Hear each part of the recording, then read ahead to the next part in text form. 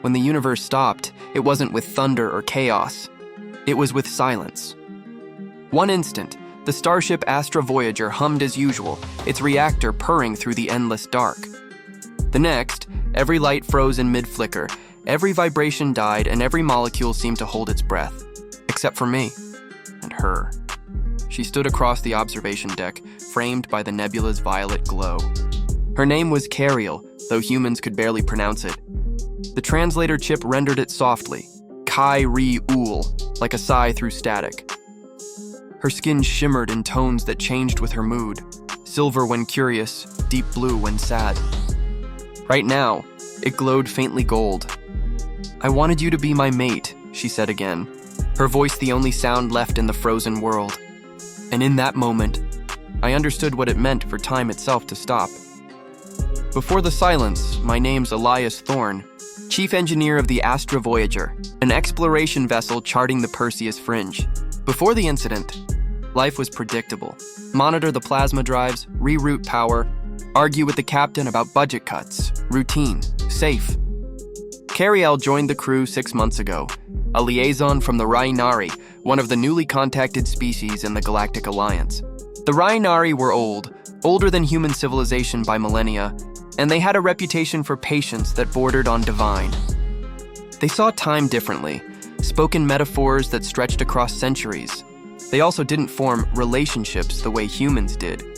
So when Cariel first stepped into my engine room, wrapped in that iridescent exosilk and smelling faintly of ozone, I assumed she saw me as another curiosity, an engineer poking around at the edges of godlike technology. But she stayed. She asked questions, real ones. "Why do you build things that break?" she asked once, watching me replace a burnt-out conduit.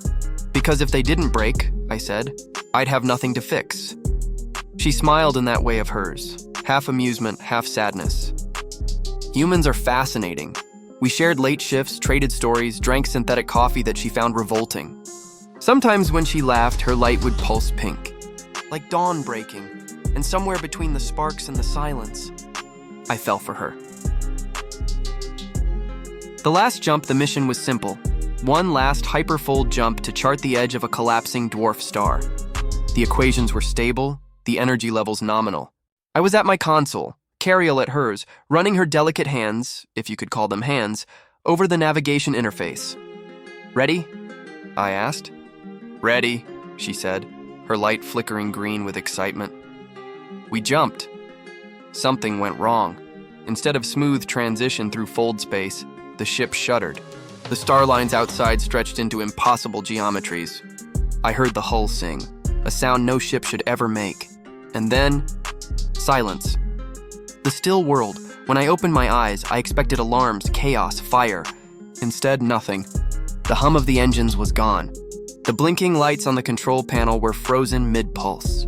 A droplet of coolant hung motionless in the air beside me, glinting like glass.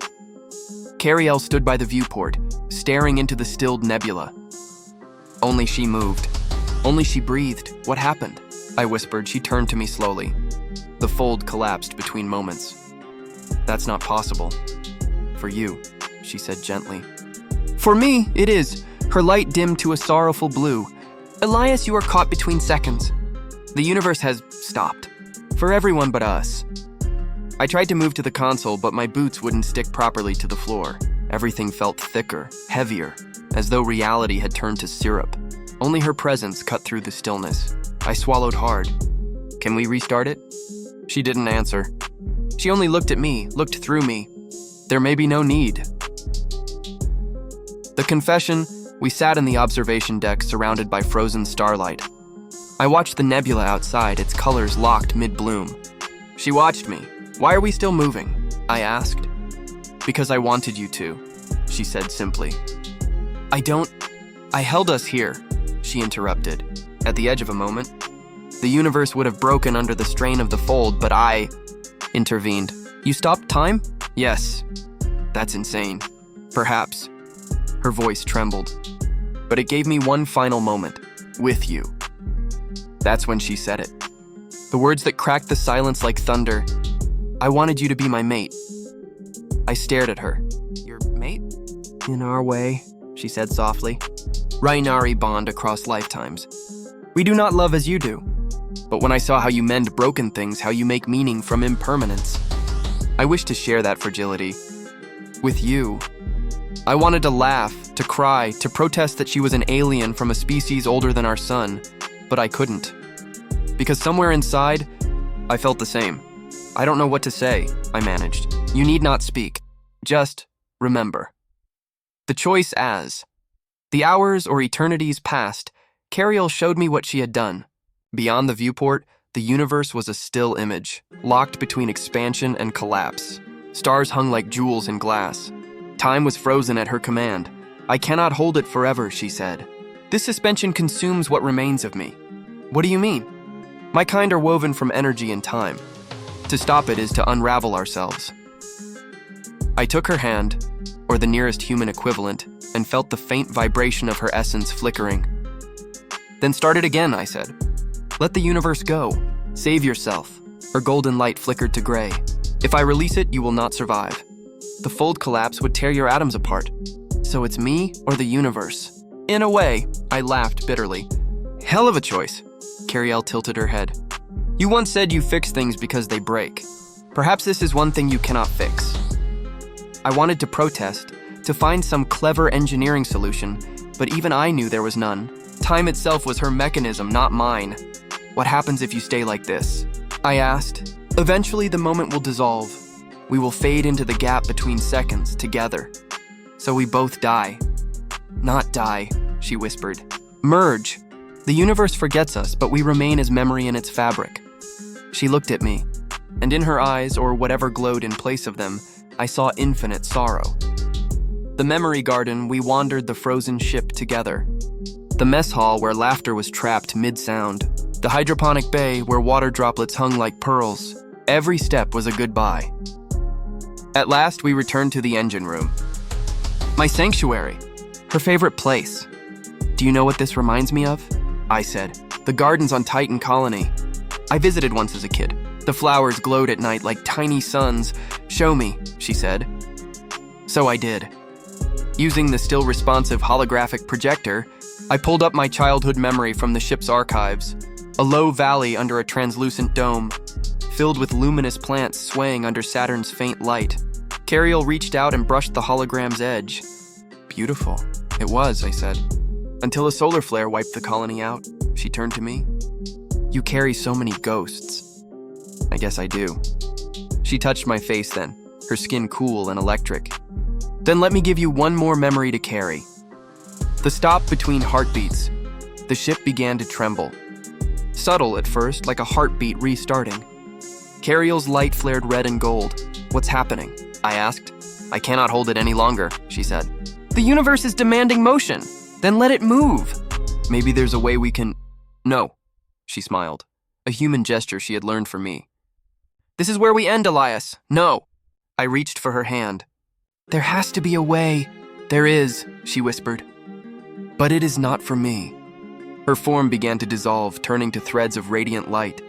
I tried to hold her, but my hands passed through. Her voice echoed, layered through time itself. Elias Thorne, you mend broken things.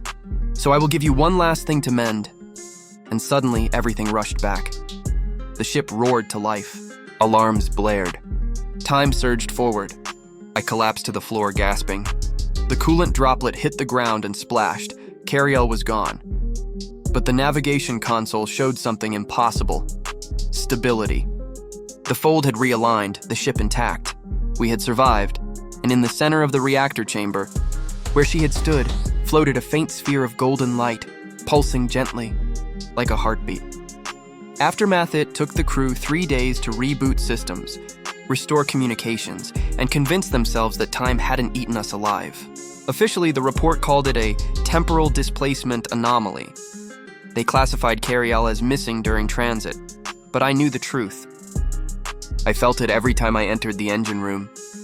The hum of the drives carried a rhythm that didn't belong to any human machine. A soft, living cadence, almost like breath. Sometimes, when I worked alone at night, I'd hear her voice in the static of the intercom. Remember, Elias and I would. 9. The seed of light months passed. The Astra Voyager continued its mission, but I wasn't the same. I began noticing anomalies, tiny distortions in the air like heat ripples. Instruments couldn't detect them, but I could feel them, humming against my skin. One night, I followed the vibrations to the core chamber. The golden sphere was larger now, pulsing with a heartbeat that matched my own. "Cariel?" I whispered. The sphere brightened, and a voice, hers, soft and familiar, filled the air. "Elias, you fixed it. What did I fix?" "The balance. You let the universe move again. Are you alive? Part of me. Enough to keep you safe." I touched the glass casing around the sphere. It felt warm, alive. Her light flared once, then dimmed to a steady glow. "You taught me love that ends," she said. "Now I will teach you love that endures." And then the light sank into the ship's core. The drive surged to life with a new resonance, cleaner, stronger. The Astra Voyager leapt forward through space, its path smooth, a